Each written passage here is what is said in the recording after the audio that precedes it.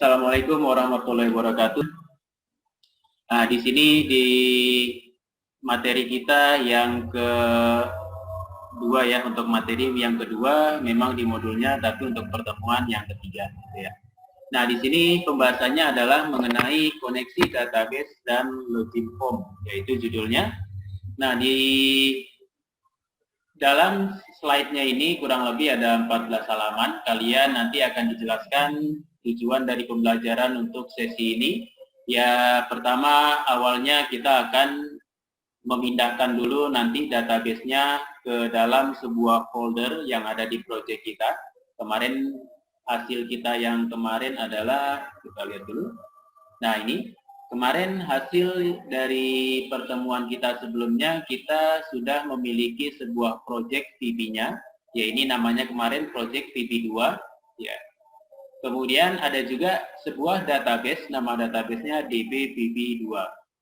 Nah, jadi sebelum kita lanjutkan, pertama adalah ya step by step dari modul untuk hari ini di judul koneksi database ini. Pertama, kita akan memindahkan database-nya ke dalam sebuah folder, yaitu folder debug ya, atau debug. Ketika aplikasi dijalankan atau proyeknya dijalankan, dia membaca bagian debug ini. Jadi exe-nya juga nanti ada di sini. Ini dia gambarannya, ini project VB2 itulah file exe yang dijalankan ketika kita menjalankan aplikasi VB-nya. Dan dia nanti akan membaca, kalau kita buat database-nya di sini, ya dia akan membaca folder ini. Jadi biasanya Visual Basic ini kalau kita tempatkan database-nya sembarang, nanti kita akan kerepotan ketika ingin memindahkan filenya. Terus apalagi kalau ingin pindah laptop gitu atau pindah komputer, ya itu nanti repot untuk database-nya dia. Jadi kita tempatkan di dalam sebuah folder, nama foldernya debug. Nah, jadi pertama ini dia database kita yang kemarin. Saya cut dulu, ya, Ctrl X atau klik kanan kita cut, kita pindahkan, lalu masuk ke dalam project-nya, masuk lagi project VB2, nah di dalam folder bin, lalu di dalam folder debug. Nah saya paste di sini, Ctrl V. Baik, jadi database kita sudah berada di sini. Nah, selanjutnya adalah kita buka project-nya, kita kembali. Ya, jadi di sini database-nya udah pindah, kita sekarang buka dulu project-nya. Hasil kita yang kemarin di dalam project-nya adalah kita telah mendesain satu buah form, yaitu form mahasiswa, kurang lebih tampilannya seperti ini. Nah, ini saya minta di pertemuan sebelumnya, ya kalian kerjakan di rumah untuk pembuatan formnya. Ya. Nah, selanjutnya sebelum kita bahas mengenai form ini, ya ini akan kita abaikan dulu, nanti kita akan bahas dulu untuk pembuatan loginnya. Ya.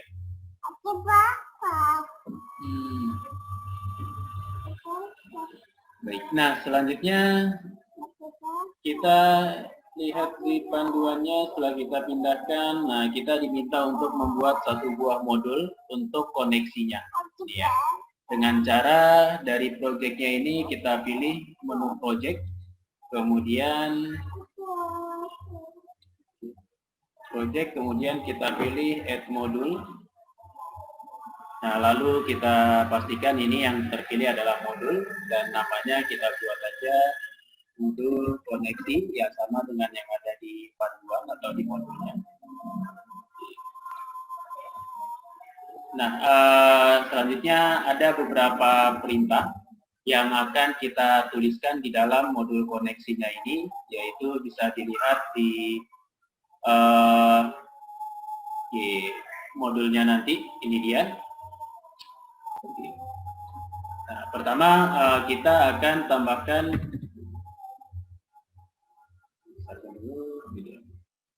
di bagian atas, kita deklarasikan dulu atau kita import dulu sistem OLEDB kita, karena kita menggunakan Microsoft Access.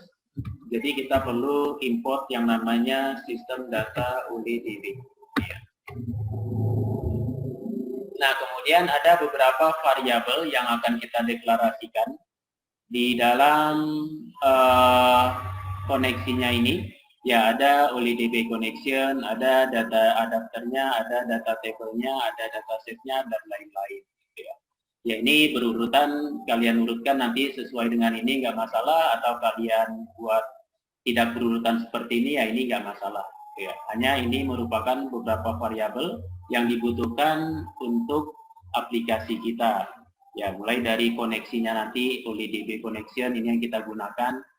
Kemudian data adapter, data reader untuk baca datanya, OLEDB comment untuk menjalankan perintahnya, ya, komennya itu ya.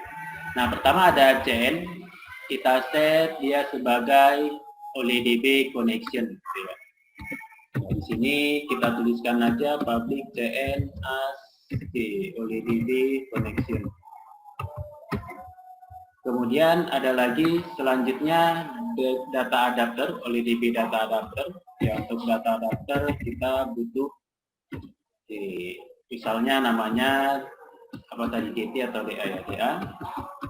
As new data adapter. Selanjutnya ada lagi data reader atau data tabel dulu kalau di sini. Ya, ingat ya, mau kalian urutkan sesuai di panduan nggak apa-apa.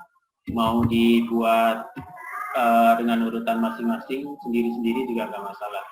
Jadi as data table. Selanjutnya ada data set, data reader, dan OLEDB comment. Sifatnya kita buat public, artinya bisa diakses dari kelas-kelas yang lainnya nanti, gitu ya. Ya, selain public ada privat. Kalau privat hanya kelas ini aja nanti yang bisa mengaksesnya. Jadi nanti dari form kita yang lain kita mau akses ke modul ini, kita butuh itu, jadi kita buat sifatnya public, gitu ya. Oke, DS dataset, kemudian public data reader. Di sini ya saya ikutin aja namanya RD ya. Kadang ada saya buat DR gitu, data reader, tapi di sini RD karena udah terlanjur seperti itu di modulnya. New data reader. Oke, dan satu lagi public CMD as comment ini ya, OLEDB comment. Oke, RT-nya nggak mau nih kita. Nah, kemudian selanjutnya kita butuh koneksi. Oke, ini new-nya ya. Karena nanti ketika dijalankan kita akan membuat komen baru gitu. Kalau komen ngedit data berarti update kita buat dia baru, arti baru itu new ya. Oke, selanjutnya setelah itu kita akan buat sub koneksi. Nah, ini untuk menjalankan koneksinya di sini ya, sama seperti ini, sub koneksi. Ikannya besar ya, saya ikutin aja. Oke, nah koneksi di sini karena kita menggunakan Microsoft Access, kemudian ketika simpan kemarin masih menggunakan yang versi 2003 ya. Jadi titiknya MDB kemarin. Nah, untuk settingan koneksinya nanti seperti ini, provider sama dengan Microsoft Jet OLEDB 4.0. Ya, nih Deza ngapain nyoret-nyoret nih Deza nih. Oke, dengan sintaks koneksinya CN sama dengan new OLEDB connection. Ya, CN tadi, CN ini merupakan variabel yang kita buat sebelumnya, yaitu untuk OLEDB connection. New, jadi kita buat OLEDB connection. Nah, baru dalam kurung, nah ini parameternya tadi, providernya. Ya, ini si Angga lagi ikut-ikutan nyoret nih. Provider sama dengan Microsoft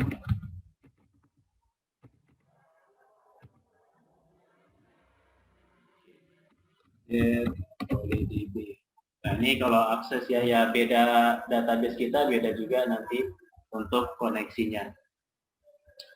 Kemudian oh ya, titik 4.0 ini karena versi kita yang 2000-2003 jadi titik 4.0. Kalau pakai versi yang 2010 nanti beda lagi gitu ya. Nah, selanjutnya adalah data source kita. Data source kita kemarin namanya db vb2 titik mdb gitu ya. Oke, data source-nya sama dengan db db2.mdb. Nah, ini dia. Jadi ini koneksi kita. Ya, provider Microsoft JetDB 4.0, data source-nya db db2.mdb. Ya. Nah, udah sesuai kita buat seperti ini. Selanjutnya kita simpan aja Ctrl X. Nah, selesai koneksi kita. Selanjutnya kita akan masuk ke pembuatan form login. Nah, untuk form login kita buat project form baru, kita tambahkan form baru dari menu project, kemudian add Windows Form. Ya, nama formnya saya samakan aja di sini login ya, login.pb. Berarti nama formnya login. Kemudian kita add. Ya, sudah ditambahkan satu buah form login. Nah, selanjutnya toolbox-nya ya. Nah, untuk desainnya nanti ya sesuai selera masing-masing aja. Kalau di sini ya seperti ini desainnya. Atau kalian mau desain dengan model kalian sendiri, nggak masalah. Yang penting ada inputan untuk username dan passwordnya. Lalu ada tombol OK dan tombol cancel. Ya. Nah, saya akan desain. Oke, untuk formnya saya akan start position-kan nanti dia di center screen. Jadi ketika dijalankan nanti dia tampilnya di tengah layar gitu ya. Kemudian warna formnya background color misalnya saya pakai light gray. Nah, kemudian kita masukkan labelnya. Kita menggunakan dua buah label. Ya. Satu nama, username, satu password, kemudian text box.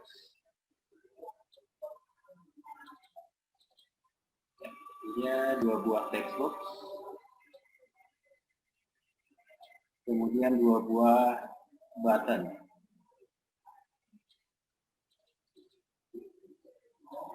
Nah, jadi untuk desain ya kembali ke kalian masing-masing nanti ya kalau mencobanya di rumah.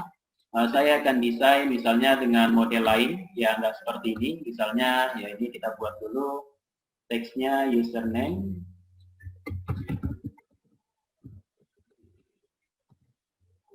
Kemudian ini teksnya password. Tombolnya teksnya OK dan cancel. Tombol OK dan tombol cancel. Nah, misalnya saya mau desain, ya nggak apa-apa lah sama ininya, teksnya di atas.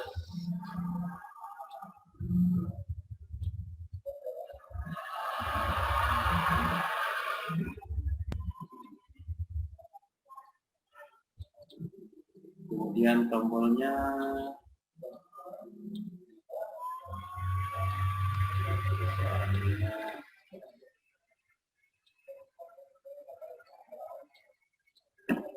tombol OK dan tombol cancel.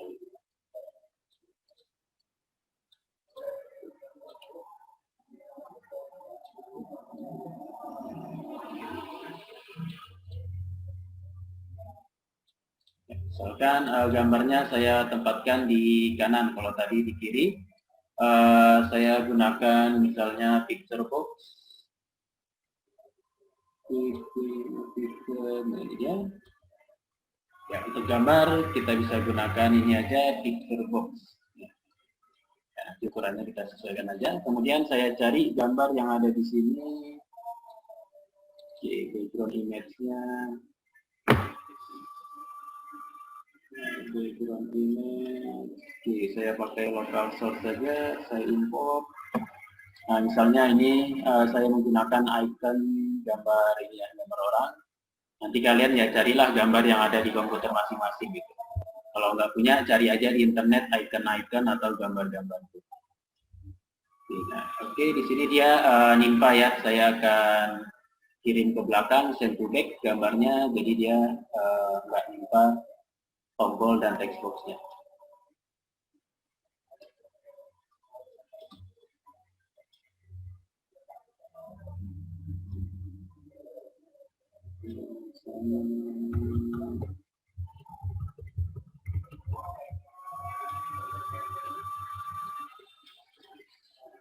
Misalnya seperti ini, kita coba dulu. Untuk menjalankannya, ini kalau dijalankan nanti yang tampil pasti form 1 nih. Ya, walaupun belum ada kodenya ya. Nah ini, jadi misalnya yang kita jalankan pengennya nanti yang tampil adalah form login duluan. Kita set di bagian ini My Project-nya, kita double klik. Di My Project kita double klik, kemudian nah di Startup Form, pilih form login. Ya. Oke, kemudian kalau kita jalankan, nah, yang tampil adalah form loginnya. Username-nya, password-nya, ya ada tombol login dan tombol cancel. Nah, tinggal kita buat fungsi tombolnya agar berfungsi sesuai dengan keinginan kita. Kalau diklik OK, nanti kalau benar user dan password-nya, dia akan masuk atau membuka form yang tadi, form mahasiswa tadi. Tapi kalau salah password-nya, dia nggak akan membuka form yang tadi. Ya. Nah, nanti kedepannya kita akan buat juga menu ya, menu utama. Jadi ketika login berhasil, yang tampil adalah menu utama. Ya, untuk sementara ini yang kita tampilkan nanti kalau login berhasil, ya ini aja. Form 1, atau kita rename dulu jadi form mahasiswa ya. Form ini saya buat aja mahasiswa.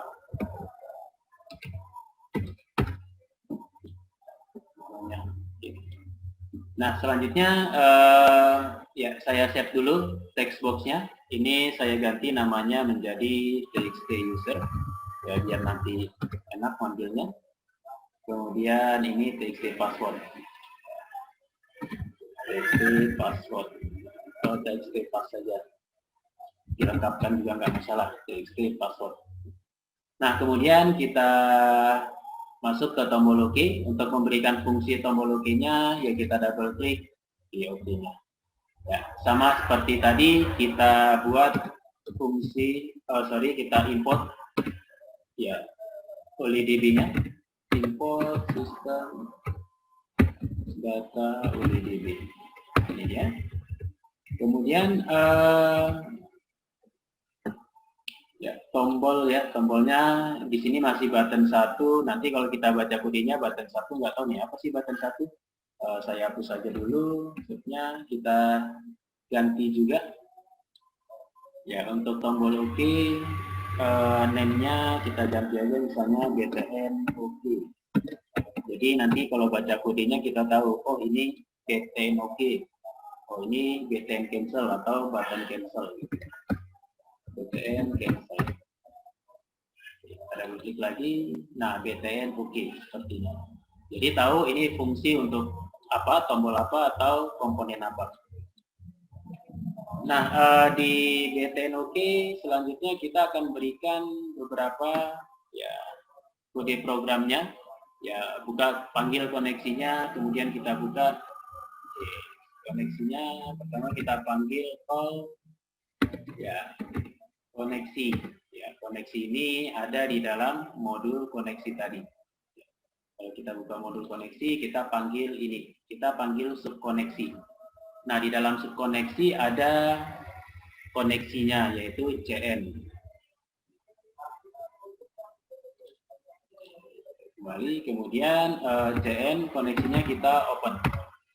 Nah, kalau di modul, ya ini dia dituliskan satu baris. Ya, jadi harus kita tambahkan titik 2. Nah, saya biasa lebih enak kayak gini aja, buat ke bawah gitu ya. Oke, saya buat ke bawah, jadi bacanya nanti nggak pusing. Selanjutnya baru kita buat sebuah komen, yaitu cmd sama dengan new komen OLIDB komen. Nah, ini di dalamnya kita akan buat ya ini strukturnya. CMD sama dengan new OLIDB comment dalam kurung di sini nanti merupakan query-nya atau SQL-nya, struktur query limitnya seperti apa. Ya.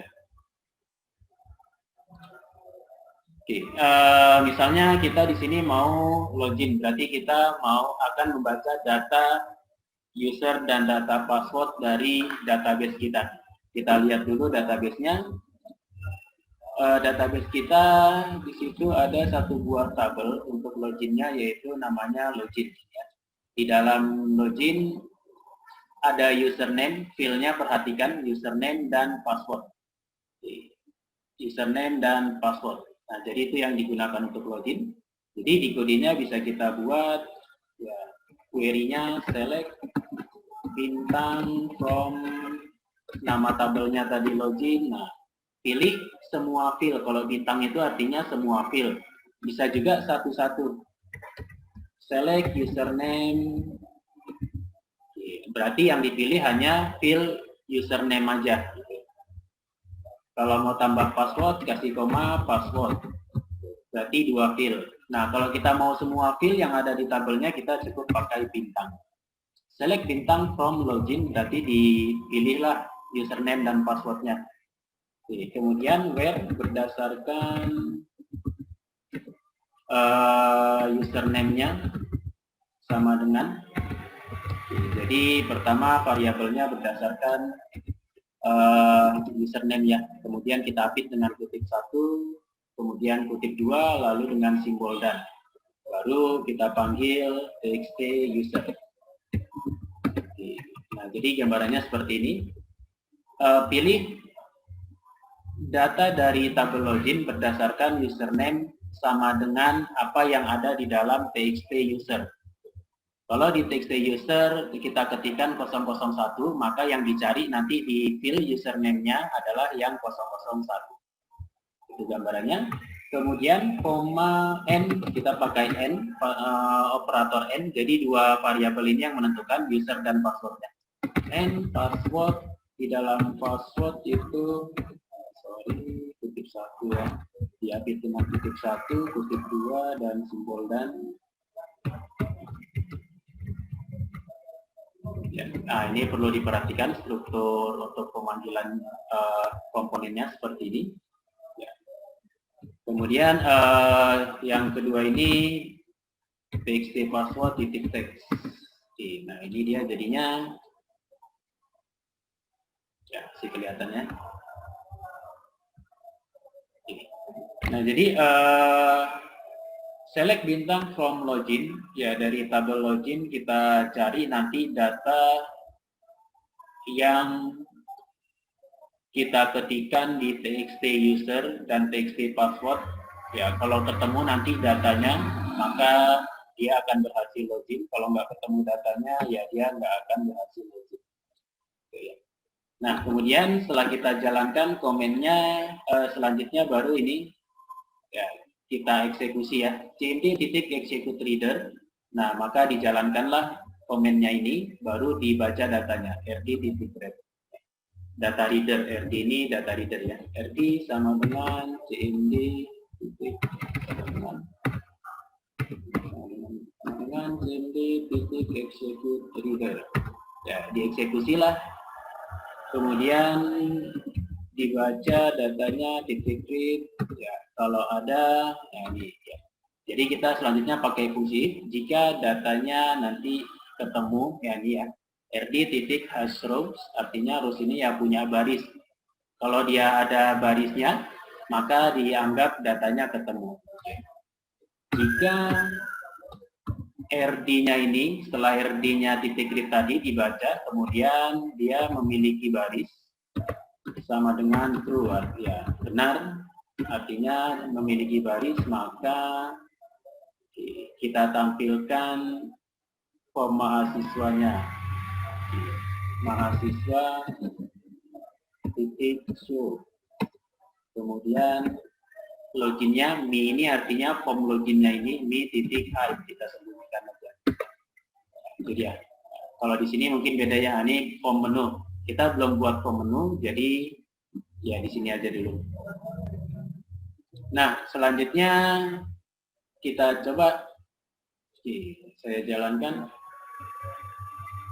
Oke, tampil form loginnya. Kita lihat datanya ya. Login berdasarkan user dan password yang ada di sini. Contohnya ada 111, passwordnya 12345. Itu yang bisa coba, misalnya 111, passwordnya 12345. Kita klik OK, ya tampillah form mahasiswanya. Ya, berarti berhasil tuh loginnya. Saya close, ya saya stop karena belum di end kan ini. Nah, selanjutnya kita buat untuk tombol cancelnya. Tombol cancelnya kita buat aja N. Ya, N berarti nanti ya kalau di cancel programnya akan berakhir. Stop gitu. Kalau di sini mungkin di panduan itu mi titik close ya bisa juga, tapi saya lebih suka N, kita akhiri langsung programnya. Kita jalankan. Nah, misalnya nggak jadi login, cancel. Ya, udah berakhir dia. Kita jalankan lagi. Nah, di sini misalnya ada yang kurang, passwordnya kelihatan ya. Nah, biasanya kalau bagian password itu disembunyikan, kita buat dengan cara di password ya. Kita pakai karakter, jadi di sini ada satu buah atribut namanya password karakter. Ya, misalnya kita pakai tanda bintang, maka nanti yang tampil di situ adalah tanda bintang. Saya jalankan lagi. Ya, misalnya saya pakai 001, passwordnya 123456. Nah, inilah password karakter tadi. Jadi yang ditampilkan bintang, bukan yang kita tuliskan. Oke. Nah, berhasil login. Nah, selanjutnya di sini misalnya passwordnya salah. Itu kan password benar, berarti dia berhasil login. Kalau passwordnya yang diketikkan salah, ya di sini nggak ada respon, kita belum buat. Kita belum buat, kalau passwordnya salah, seharusnya dia memberikan respon gitu ya. Bagusnya seperti itu, oh password salah, atau usernya tidak dikenali, ya dan lain-lain lah seperti itu. Nah itu nanti kalian bisa kembangkan sendiri, ya saya nggak akan jelaskan di sini karena durasi zoom-nya udah mau berakhir nih. Di panduan nanti ada nih di sini di bagian loginnya tadi atau klik OK-nya kalian tambahkan else ya, di dalam if-nya ini ada else ya, ini dia. Selain itu tampilkan MSG box atau mistake box login salah ya, kemudian dibersihkan txt usernya, txt passwordnya, dan dia fokus di txt password ya. Ya ini silakan kalian kembangkan sendiri, ya cukup tambahkan 3 baris ini aja di bagian if-nya nanti. Biar ada tambahan untuk kegiatan kalian, ya selain mencontohkan apa yang saya buat ini, ya nanti kalian tambahkan ya di sini di bawah hide.